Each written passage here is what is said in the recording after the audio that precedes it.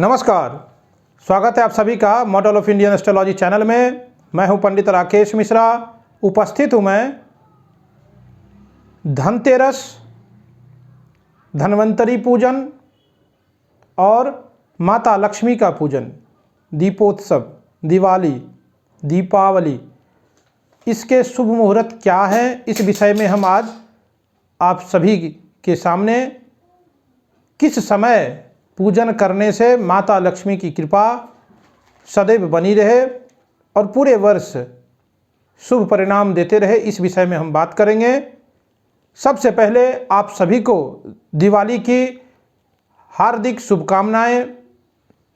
आप सभी हमारे श्रोता को, आप सभी के परिवार वालों के लिए।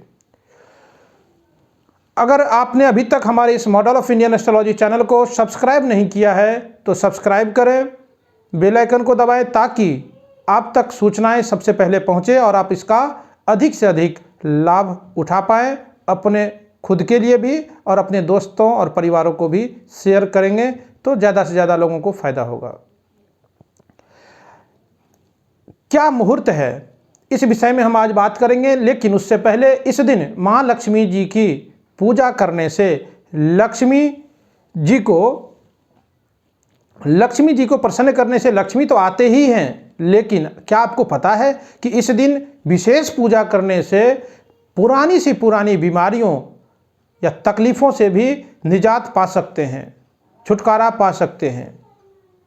हमें यह भी जानना चाहिए कि माँ लक्ष्मी सिर्फ हमारी दरिद्रता ही नहीं दूर करती है, वह लक्ष्मी माता हमें दैवत्व भी देती है। इसीलिए लक्ष्मी हमें सांसारिक रूप से धन तो देती ही है, लेकिन महालक्ष्मी स्वरूप में हमें मोक्ष का वरदान भी देती है। महालक्ष्मी की विद्या ही श्री विद्या है। वेदों में सर्वोत्तम विद्या कहा गया है श्री विद्या को, और इसी का एक प्रतीक है श्री यंत्र। आप सभी जानते होंगे श्री यंत्र के बारे में, इसी का एक प्रतीक है। टोटल 8 प्रकार के 8 तरीकों की दरिद्रता होती है, जिसको खत्म करने के लिए ही ये अष्टलक्ष्मी की पूजा या महापूजा की जाती है। ये अष्टलक्ष्मी जी हैं, उनके क्या नाम हैं, आइए इसके बारे में जानते हैं। आदि, ऐश्वर्य, धन, धान्य, विद्या, गज, संतान और विजय लक्ष्मी। अब देखिए यहाँ पे सिद्ध योग मुहूर्त की बात करें तो 2 नवंबर को धनतेरस है। यहाँ पर में धनतेरस के दिन सूर्य और चंद्रमा स्वाति नक्षत्र में तुला राशि में होते हैं, और धनतेरस के दिन ही माता लक्ष्मी धन्वंतरी का प्राकट्य हुआ था। समुद्र मंथन से इनका प्राकट्य हुआ, इसीलिए यह दिन महत्वपूर्ण माना जाता है हिंदू सनातन धर्म में।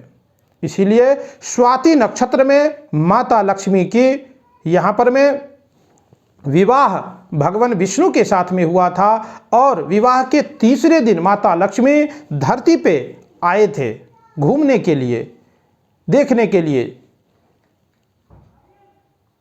इसलिए इस दिन लक्ष्मी जी की पूजा करने से कार्तिक मास अमावस्या को इस दिन दिवाली मनाते हैं, क्योंकि शादी के 3 दिन, विवाह के 3 दिन के बाद माता लक्ष्मी पृथ्वी लोक पे घूमने आए थे।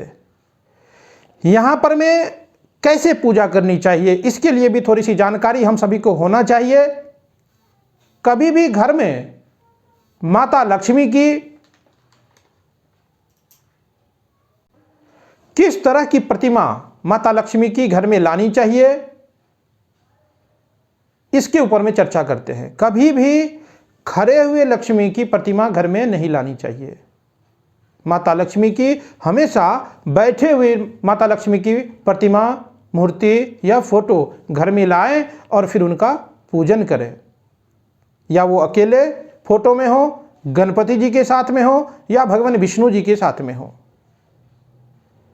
क्योंकि खड़े लक्ष्मी को हम जाने के लिए प्रेरित करते हैं, ऐसा हमें वहाँ से प्रेरित होता है, समझ में आता है।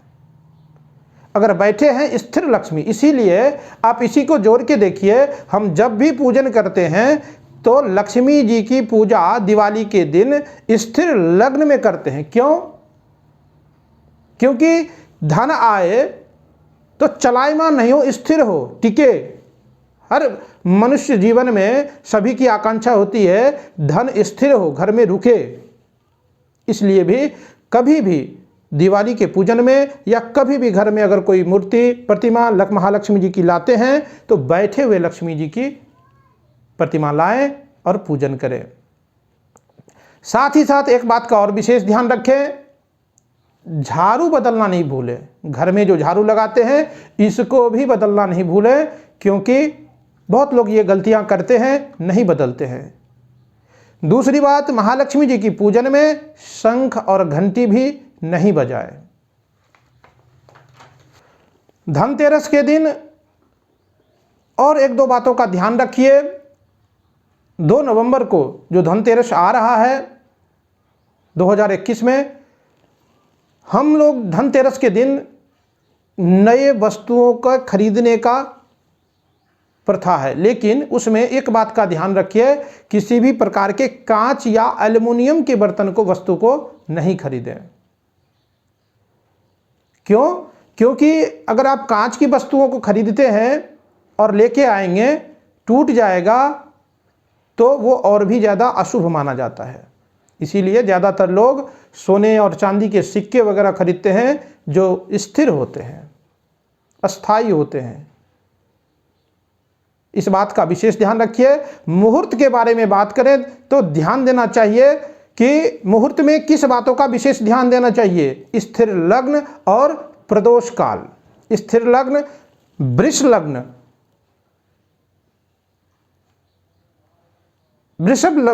लग्न जो आएगा शाम को, और उससे पहले प्रदोष मुहूर्त आता है। प्रदोष क्या है इसके बारे में भी जानिए। सूर्यास्त के तुरंत बाद का जो समय होता है वो प्रदोष कहलाता है, यानी दोष का निवारण ही प्रदोष है। जिस काल में दोष का निवारण हो जाए वही प्रदोष काल है। प्रदोष काल में पूजा की तैयारियों की शुरुआत करनी चाहिए, जैसे लोटा, बस थाली, पूजा का दिया इत्यादि का दिया जलाना, ये सब शुरुआत कर देनी चाहिए उसी समय में। कलश में कल धो करके जल भर के लाना, ये ऐसी तैयारी करनी चाहिए। अब देखिए धनतेरस की क्या मुहूर्त है 2 नवंबर को। तो धनतेरस की प्रदोष काल का जो समय है 5:50 से लेकर के शाम को 8:25 तक, और वृषभ लग्न जो है, स्थिर लग्न जो है वो है 6:07 से लेकर के 8:54 तक। इस दिन धन्वंतरी, माता धन्वंतरी की पूजा 13 दीपक जला करके करें। कुबेर का पूजन करें, भगवान विष्णु का पूजन करें, भोलेनाथ का पूजन करें, गणपति जी का पूजन करें। इससे माता धन्वंतरी की कृपा पूरे वर्ष बनी रहती है। अब आइए हम लोग दिवाली के बारे में बात करें कि क्या शुभ लग्न है, क्या शुभ मुहूर्त है। तो जैसे मैंने कहा आपको पहले ही, प्रदोष काल और स्थिर लग्न, इन दो विषयों के बारे में हमें ध्यान रखना होता है। 4 नवंबर को प्रदोष काल का जो समय है वो है 5:45 से लेकर के 8:15 तक, और स्थिर लग्न जो वृषभ लग्न है वो 6:30 से लेकर 8:26 तक। इस काल में, इस समय में पूजन करना चाहिए।